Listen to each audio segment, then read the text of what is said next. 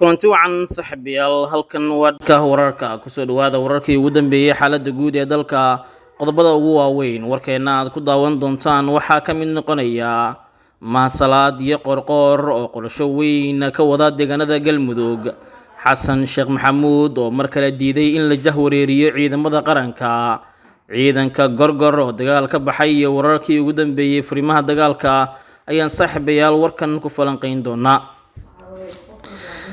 qodobadaas iyo kuwa kale ayaan ku falanqeyn doonaa warkeenan balse marka hore u diyaar garooba hordhaca qodobada warka aad daawateen oo dhammaystiran aynu ka horeyne mahasalaad iyo qoorqoor ayaa qorsho weyn ka wada deegaanada galmudug qorshahan ayaa la fahamsan yahay in uu yahay mid si weyn u anfici doona shacabka deegaanadaasi ku dhaqan waxayna hadda u muuqataa in galmudug ay markan qaaday dhabihii nabadda iyo xasiloonida kadib dagaalka shabaab sida hadda ay qorsheynayaan qoorqoor iyo madaxweynaha taliyaha nabad sugidda mahad maxamed salaad qoorqoor iyo mahad salaad ayay markan u muuqataa in jaanta ay isla heleen islamar ahaantaasna galmudug ay u jeexayaan qorasho muhiim ah oo lagu doonayo in xasilooni ay ku hesho maamulkaasi dagaalka shabaabna looga guuleysto madaxweynaha galmudug axmed cabdi kaariye qoorqoor iyo taliyaha hay-adda nabad sugidda qaranka mahad maxamed salaad ayaa saacadihii lasoo dhaafay isku maray inta badan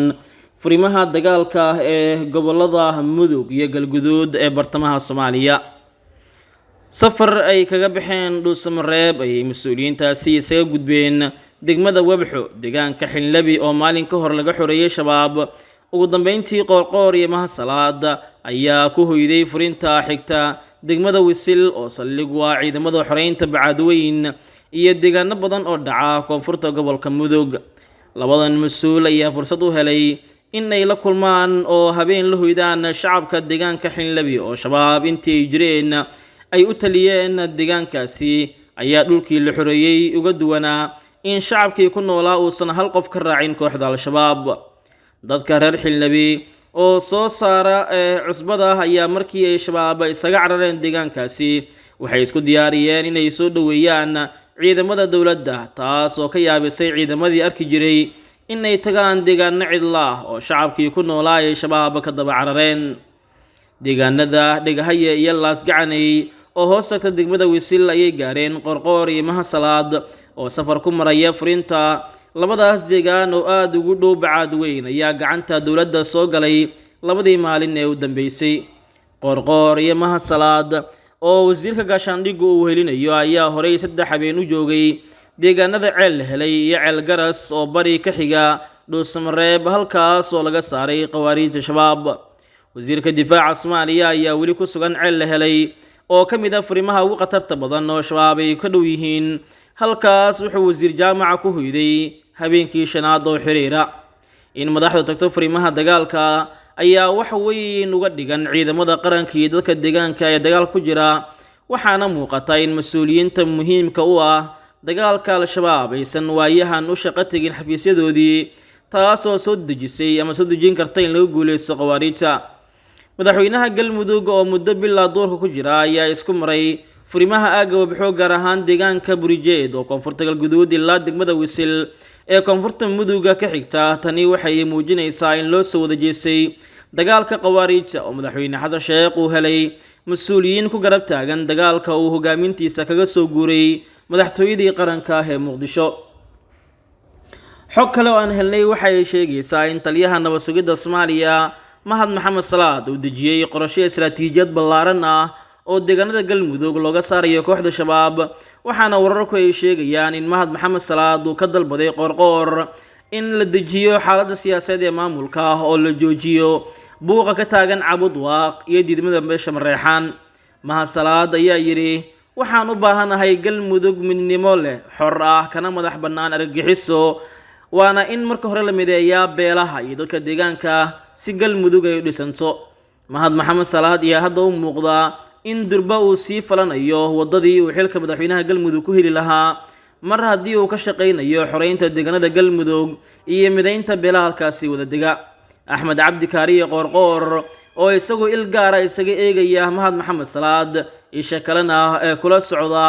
ayaa la qaatay qorshahaasi waxaana maaha soo aadan la filayaa in gobol dib u heshiisiineed la dhigo degmada Cabudwaaq ee Galguduud oo beesha Mareexaan dib loogu soo celinayo iyo beelaha kale ee ka godoolsan Galmudug iyo dagaalka lagula jiro kooxda shabaab.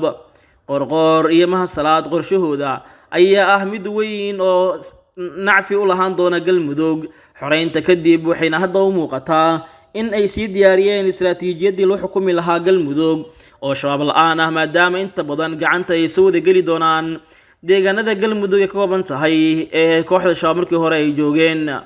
Furimaha dagaalka sokow xaalad siyaasadeed oo qasan ayaa ka taagan Galmudug, waxaa garoodda iskula jira madaxweynihii maamulka iyo ku-xigeenkiisa, taasoo loo arki karo inay tahay qorshe hagal daacin kara dagaalka lagula jiro kooxda argagixisada ee Galmudug ka soconaya. Qorqor haddii uu ku guuleysto xoreynta Galmudug wuxuu noqonayaa madaxweynihii ugu horreeyay ee soo mara Galmudug, haddana xukuma iyadoo wada midaysan kana taga Galmudug oo dhammaystiran gacan dowladana ku wada jirta. Lama oga sida qorshahan uu saameyn doono siyaasadda Galmudug iyo dagaalka shabaab lagula jiro iyo saameynta ka dhalan karta haddii qalafsanaan siyaasadeed ka dhacdo Galmudug. dhinaca kale, Xasan Sheekh Maxamuud ayaa mar kale diiday in la jahwareeriyo ciidamada qaranka Soomaaliyeed, xilli isagoo si cad u sheegay in dhammaan ciidamada qaranka ay ka wada midaysan yihiin dagaalka shabaab, si toosna ula xiriiri doono taliyayaashooda. Wuxuuna si cad u sheegay in la joojiyo jahwareerinta iyo hadallada beenta ah ee la leeyahay madaxweynaha ayaa amarkaas bixiyay, wuxuuna sheegay in ciidan ka howlgalaya deegaanada Galmudug iyo Hirshabelle dagaalku socdo ay toos isaga u hoos iman doonaan, si caadi ah ula kulmay saraakiisha ciidamadaasi hogaamisa. Arrintan ayaana ka dhigan in qorshihii dowladda uu dhaqan gelayo. Madaxweyne Xasan Sheekh Maxamuud ayaa soo ogaaday in sababta keentay in ciidamada furimaha ay ka soo baxaan ay ka dhigan tahay in la jahwareeriyay amaro kala duwan oo dhan ka soo dhacaya la keenay, taasina ay keentay in ciidamadu ay foos wareeraan ayna garan waayaan cid amarkooda ay qaataan furimahana ay ka soo baxaan. Wararkii ugu dambeeyay furimaha dagaalka waxay sheegayaan in ciidamada dowladda iyo kuwa huwanta ee dadka deegaanka ay hadda ku sii jeedaan deegaano badan oo kooxda shabaab ay ka joogto Galmudug, iyadoo dagaalka xoogiisu ka soconayo gobolka Galguduud, halkaas oo ah deegaanada ugu badan ee kooxda shabaab ay ka haysto maamulka Galmudug. La arki doone dagaalka hadda socdaahi iyo saameynta siyaasadda laga dhex saaro sida kooxda loogu guuleysan karo amarkana hal meel la isugu geeyo waxay ka dhigan tahay in markaa la dhaqaaqi doono. Saaxiibayaal, daawadayaal, waa naga inta wararkii ugu dambeeyay xaaladda waddanka. Tan iyo kulan dambe, nabadgelyo.